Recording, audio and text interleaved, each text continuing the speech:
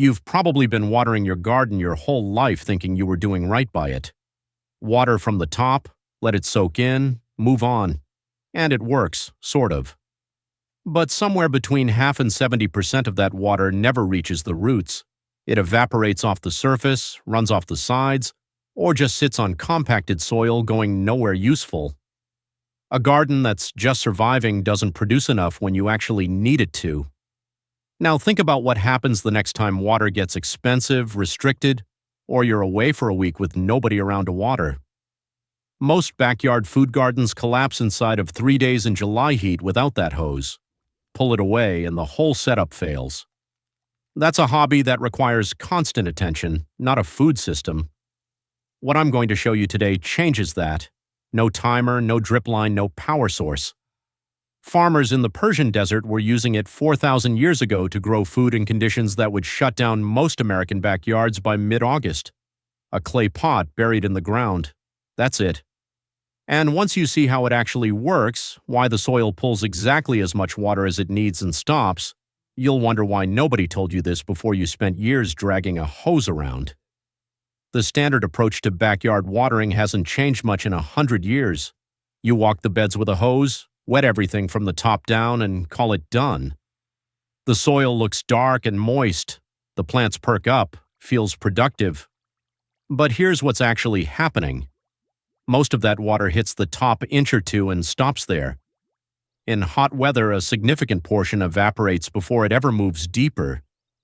What does make it down tends to move away from the root zone, not toward it. On a 95-degree day in July, the day your garden needs water most, that hose is working at maybe 30 cents on the dollar. I spent one summer watering every single morning and still watching my tomatoes wilt by 2 in the afternoon. The plants weren't dying, but they weren't doing what I needed them to do. That's when I started paying attention to what surface watering actually does to roots over time. What it does is keep them shallow. Roots chase the moisture that's available, and if moisture only ever shows up in the top 2 inches, that's where the roots stay. Shallow roots mean plants that stress fast, produce inconsistently, and need you there with a hose every day during a dry stretch. Most people assume that's just gardening. It's a symptom of how the water is being delivered. So here's the question that kept pulling at me. If surface watering is that wasteful, how did people grow food in places where water wasn't just inconvenient to haul, it was scarce? The kind of scarce where losing 30% of your water meant real consequences. Archaeologists have found buried clay pot irrigation going back 4,000 years in Persia, North Africa, and parts of China. But what stopped me wasn't the age of it. It was the conditions these farmers were working in. Annual rainfall sometimes in the single digits, summer heat that makes a Texas August feel mild, and they were producing consistent harvests, not surviving, producing season after season. That system outlasted empires because nothing worked as well, and it still works that way today. Gardeners in genuinely arid climates, places that go months without meaningful rain, report their best harvests after switching to Ollas, not marginal improvement. The kind of difference that makes you wonder what you were doing with a hose all those years. Most people at this point think they've already got a drip line, so it's basically the same thing. It isn't. And the difference is the part that changes everything. A drip line delivers water on a schedule. It runs whether the soil needs it or not. On a cool day after rain, it waters anyway. On a day when your plants are pulling hard, it stops when the timer says stop.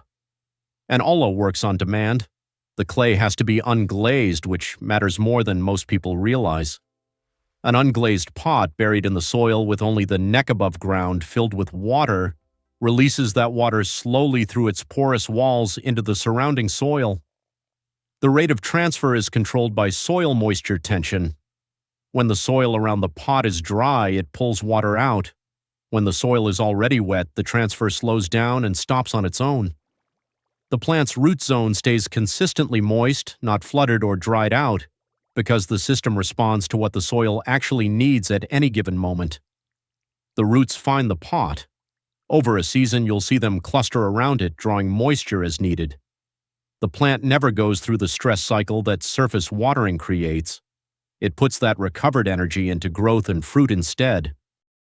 I've had tomato plants wrap their roots so tightly around an Olla by late summer that pulling the pot out at the end of the season looked like the plant had been hugging it. That's a root system that knows where its water is. Those plants produce later into the season than anything else in the same bed. Water loss through evaporation drops to nearly zero because the water is underground. That 70% loss from surface watering? With an Olla, you're losing almost none of it. The same amount of water that would have evaporated off the surface in a few hours can feed a plant for 2 days to a full week, depending on heat, soil type, and what's growing around it. In cooler conditions or well-established beds, 2 weeks between refills is common. That's not a system that needs you every morning. Pot size matters too. A smaller pot serves plants with lower water demand. A larger pot handles tomatoes, squash, anything that drinks hard in summer. Match the pot to the plant and the system runs closer to its potential. The good news is that you don't need to buy anything expensive to test this. A traditional purpose-made Olla runs $30 to $60, and that price is the reason most people never try it. They see the cost, assume it's a specialty product, and go back to the hose. That's the wrong problem to get stuck on. A standard unglazed terracotta pot from any garden center does the same job for a few dollars. The clay must be unglazed and unsealed. Glazed pots block the pores, and without the pores, nothing moves. Check the inside and outside before you buy. If it has a shiny coating anywhere, it won't work. Unglazed terracotta feels slightly rough to the touch. That roughness is the porosity you're looking for. To convert a basic pot, seal the drainage hole in the bottom. Plumber's putty works. So does a plain wine cork trimmed to fit, more natural. Nothing leaching into your soil. Press it in from both sides, let it set a few hours, then test it over a bucket before it goes in the ground. Fill the pot and watch. The water should seep slowly through the walls. If it pours out the bottom, the seal needs work. Dig a hole deep enough that only the neck sits above the soil line. Backfill firmly so the soil sits tight against the outside wall. That contact is what allows moisture transfer to work. Fill it, cover the opening with a small saucer or flat stone to keep insects out, and you're done. For spacing, water penetrates outward roughly the same distance as the diameter of the pot. Plant at about half that distance for consistent moisture. A cheap soil moisture meter placed at different distances after the first fill will show you exactly where moisture reaches in your specific soil. Worth doing once before you commit to a planting layout. And if you want to double the capacity without spending more, seal 2 same-size pots together, opening with waterproof silicone, 100% silicone, no fungicides. Seal the bottom hole on the lower pot, leave the top open for filling. Double the water volume underground. In peak summer, that can take you from topping up every 2 days to once a week. That's the version I use in my main beds. A few things trip people up early. The most common is buying glazed pots by accident. Garden centers sell glazed terracotta that looks nearly identical on the shelf. Run your finger across the surface inside and out. Glazed feels smooth. Unglazed feels slightly rough. If it feels smooth, leave it there. Don't let the water level drop below half. Once the clay walls dry out, they stop transferring efficiently until they resaturate, which takes time and wastes a fill cycle. Check every couple of days at first until you get a feel for how fast your soil draws from the pot. Keep fertilizer out of the water inside the pot. Liquid feeds can clog the pores over time. Feed the soil around the pot the same way you normally would. One more thing almost nobody mentions. If you're in a climate with hard frosts, pull the pots before the ground freezes. Unglazed terracotta holds water in its pores. A hard freeze cracks them from the inside out.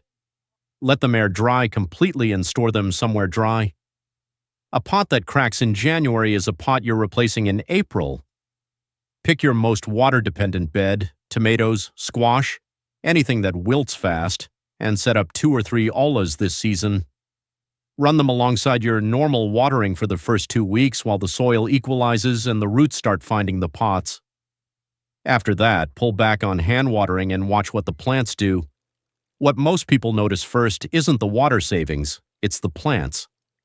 Steady root zone moisture without the stress cycle means more consistent growth, better fruit set, and a longer productive season than you'd expect.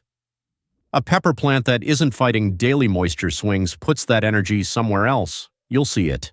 But the thing I keep coming back to isn't yield. It's what this system does to your dependence on the hose. A bed running on Ollas keeps working when you're away for a week, when water gets restricted, when the bill goes up. The garden doesn't need you there every morning. That's a different relationship with your backyard than most people have, and it's the kind of system that makes sense to build when you're growing food for real reasons, not just for the hobby of it. If you want to look at the tools and resources I use for setting up systems like this, I put everything on the channel website. Link is in the description. If this is the kind of practical, low-cost system you want more of, subscribe so you don't miss what's coming. Drop a comment below. What's the one crop in your backyard that goes through the most water every summer? I'm curious what you're all working with. One last thing. If I were starting today, I'd pick up 2 plain terracotta pots this week and get 1 Olla in the ground before the heat arrives. One season watching how the roots respond to it will tell you more than any amount of reading.